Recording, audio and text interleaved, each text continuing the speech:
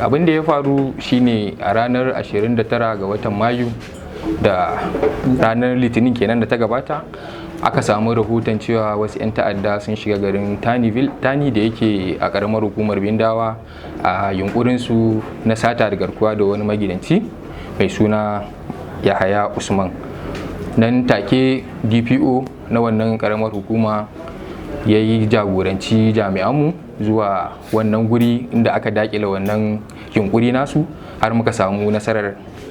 hallaka mutum 2 daga cikin waɗannan, wanda daga bisani bayan an gudanar da bincike ya nuna cewa suna daga cikin waɗanda wannan runduna ta daɗe tana nema, sun shahara, wadda ake zargin su da shahara da sata da garkuwa da mutane da kuma safarar miyagun makamai. Akwai wasu abubuwa da kuka samu bayan hallaka su?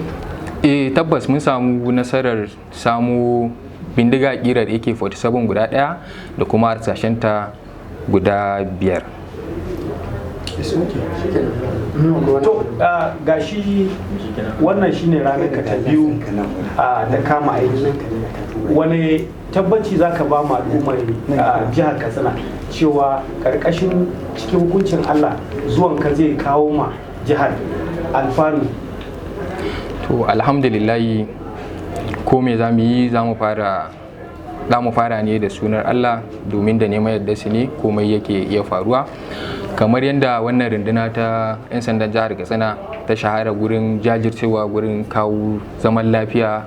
da wanzar da shi a cikin wannan jiha, so kamar yadda na zo zan ci gaba daga inda magabaci na ya ɗora da jajircewa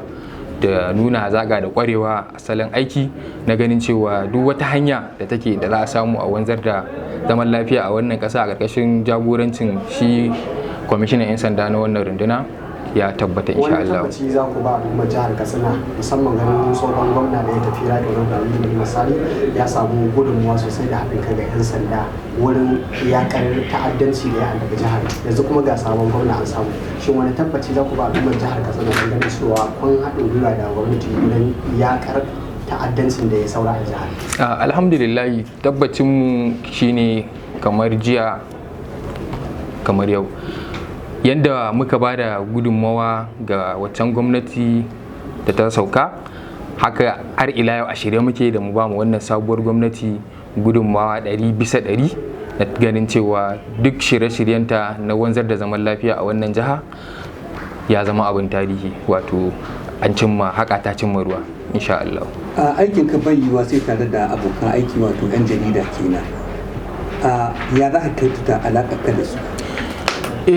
Shi wannan aiki na wannan ofis, wato kakakin runduna, yana tafiya ne hannu da 'yan jarida, kuma ina mai tabbatar ma 'yan jarida musamman na jihar Katsina wannan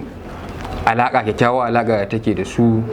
da wannan ofis. Insha Allahu ni ma yanda na zo ba zan yi ƙasa a gwiwa ba don ganin na ci gaba da ita, mun ɗaura akan inda aka tsaya, kuma mun kawo ci gaba da ƙara samun fahimtar juna don ganin tabbacin cewa al'ummar jihar Katsina sun samu duk abin da ya kamata na zaman lafiya da